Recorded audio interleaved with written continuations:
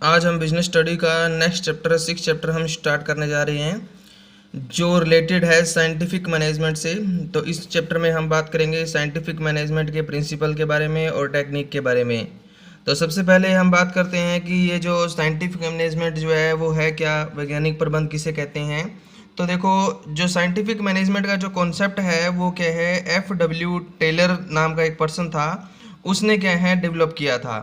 यानी कि मेनली अगर हम सीधे तौर पे बात करें तो इसका मतलब ये है कि हमें कभी भी कोई काम करने की पुरानी टेक्निक को फॉलो करते हुए, यानी कि लकीर का फ़कीर ना बन करके, हमें हमेशा क्या है उस काम को करने की बढ़िया से बढ़िया और साइंटिफिक तरीके जो हैं वो क्या है खोजने की कोशिश करनी चाहिए। तो F.W. टेलर जो है वो अमेरिका की एक क्या है मिडवेल स्टील कंपनी के अंदर क्या है सबसे पहले क्या है एक छोटे लेवल पे क्या है श्रमिक के रूप में क्या है भर्ती हुए थे, और 6 साल तक के अंदर ही क्या है वो कंपनी के इंजीनियरिंग की पोस्ट पे क्या है पहुंच गए। और इन्होंने क्या है इस 6 साल के टाइम के दौरान क्या है हर काम को स्टडी किया, उसको करने का तरीका है उसको किस तरह से बेटर तरीके से किया जा सकता है, और नई टेक्निक जो है उनको डेवलप करने की क्या है कोशिश की उन्होंने टाइम टू टाइम। और साइंटिफिक मैनेजमेंट की इस विचारधारा के इस कॉन्सेप्ट के जो डेवलपर हैं वो F.W. टेलर ही हैं। तो चलो हम बात करते हैं इसके अंदर कि साइंटिफिक मैनेजमेंट क्या है, कौन कौन से इसके फीचर है, क्या नेचर है, इन सभी के बारे में बात करेंगे। तो सबसे पहले बच्चों बात करते हैं इसके अंदर साइंटिफिक मैनेजमेंट का मीनिंग क्या है। तो साइंटिफिक मैनेजमेंट का मीनिंग है कोई भी काम को क्या है वैज्ञानिक तरीके से, साइंटिफिक तरीके से करना। पुरानी जो भी कॉन्सेप्ट हैं, पुरानी जो टेक्निक है उनको छोड़ करके उसकी जगह पे क्या है नई टेक्निक का, साइंटिफिक टेक्निक का यूज़ करना, ताकि जो है उस काम को क्या है कम टाइम के अंदर कंप्लीट किया जा सके, और उसमें क्या है उसको कंप्लीट करने की जो लागत है, कॉस्ट है, वो भी क्या है कम आए, और जो प्रोडक्शन जो है उसकी क्वालिटी भी क्या है इम्प्रूव हो। तो इस तरह से काम को करना क्या कहलाता है, साइंटिफिक मैनेजमेंट इसको कहते हैं। तो F.W. टेलर की एक डेफिनेशन भी इसमें क्या है दे रखी है कि F.W. टेलर जो है वो क्या कहता है कि साइंटिफिक मैनेजमेंट क्या है एक आर्ट है। ये क्या आर्ट है, ये सबसे पहले ये सब जानने की आर्ट है कि हमने जो वर्कर हैं उनसे हमने क्या करवाना है। सबसे पहले तो ये डिसाइड करना, और उसके बाद ये डिसाइड करने के बाद ये देखना कि उसको सबसे सही तरीके से, सही वे में क्या है उस काम को हम कैसे करवा सकते हैं, उसको हम क्या कहते हैं साइंटिफिक मैनेजमेंट कहते हैं। तो अब हम बात करते हैं साइंटिफिक मैनेजमेंट के कुछ फीचर के बारे में। तो देखो, साइंटिफिक मैनेजमेंट के जो फीचर हैं, तो सबसे पहला जो फीचर है वो है इट इज़ सिस्टमेटिक अप्रोच। देखो, जो साइंटिफिक मैनेजमेंट है उसको हम वहीं पर प्रयोग कर सकते हैं जहां पर जो वर्क है वो क्या है सिस्टमेटिक तरीके से किया जाता हो, वहीं पर इसको क्या है यूज़ हम क्या है कर सकते हैं। जहां पर सिस्टमेटिक तरीके से क्या है यूज़ नहीं होता काम का, वहां पर इस तकनीक को हम यूज़ नहीं कर सकते। उसके बाद सेकंड पॉइंट क्या कहता है इसके अंदर, it bring complete mental change. तो देखो, ये मानसिक तौर पे क्या है, मेंटली क्या है, जो वर्कर होते हैं उनके अंदर क्या है क्रांति, रिवोल्यूशन जो है वो क्या है लेके आता है। तो इसमें क्या है वर्कर के साथ साथ जो ओनर होते हैं उनके अंदर भी क्या है मेंटली चेंज आता है। तो वो दोनों के दोनों क्या है बिजनेस का जो ऑब्जेक्टिव है उसको अचीव करने की कोशिश करते हैं। मतलब कि दोनों पर्सनल ऑब्जेक्टिव की जगह, अपने अपने व्यक्तिगत उद्देश्य की जगह क्या है बिजनेस के जो ऑब्जेक्टिव हैं उनको अचीव करने की कोशिश करते हैं। उसके बाद थर्ड पॉइंट क्या कहता है, it discard the traditional management. Traditional management क्या होती है, पुरानी मैनेजमेंट जिसमें पुराने कॉन्सेप्ट हैं, पुराने जिसमें क्या है प्रिंसिपल हैं, वो उनको क्या है ये डिस्कार्ड करती है, उनका क्या है ये विरोधी है।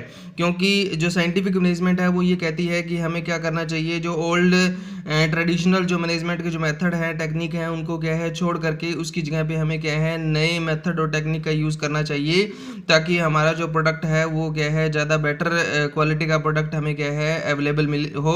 और इसके साथ साथ क्या है प्रोडक्शन की जो टेक्निक है उनको भी क्या है हमें अच्छे तरीके से कंप्लीट करने की कोशिश करनी चाहिए, और उनके अंदर टाइम टू टाइम क्या है इनोवेशन जो है नवाचार है वो भी हमें करना चाहिए।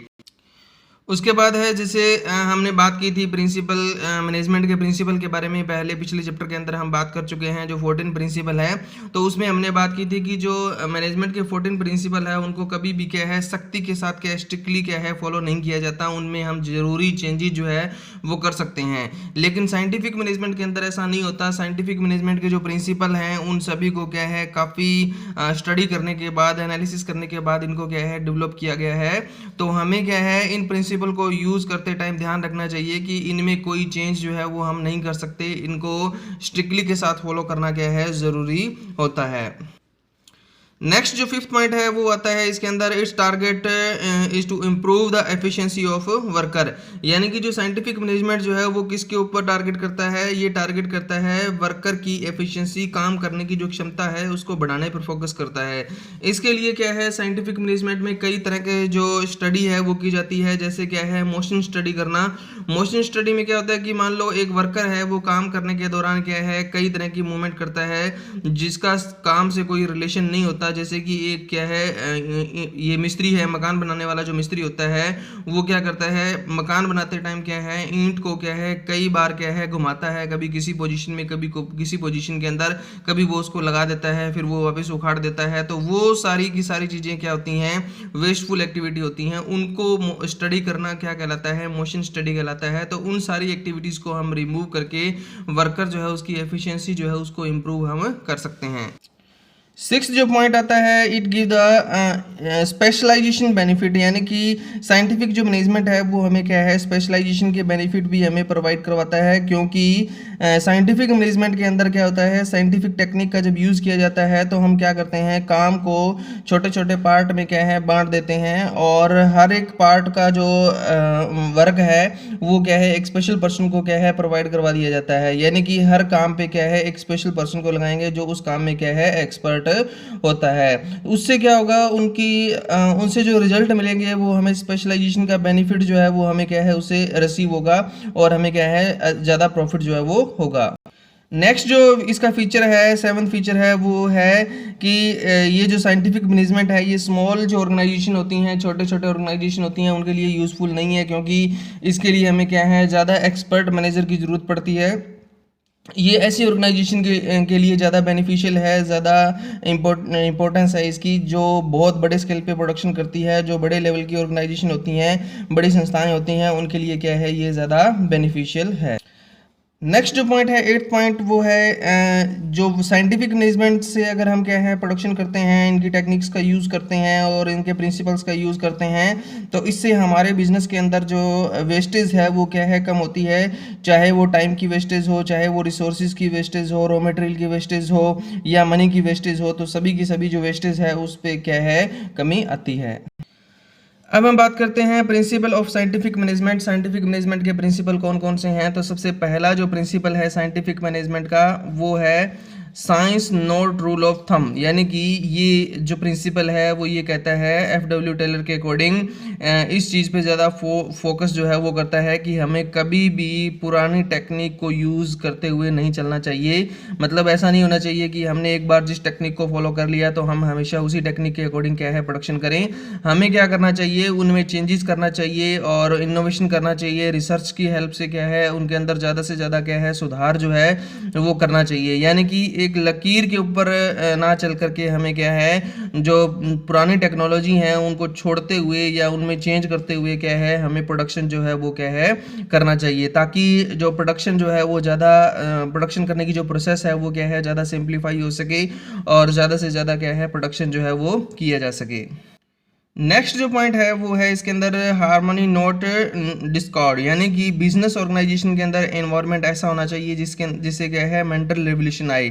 ये मेंटल रेवोल्यूशन जो है वो वर्कर के अंदर भी आना चाहिए और साथ के साथ क्या है जो एम्प्लॉई हैं या जो मैनेजर हैं, टॉप लेवल है, ओनर हैं, सभी के अंदर क्या है इस तरह का जो मेंटल रेवोल्यूशन जो है वो क्या है आना चाहिए।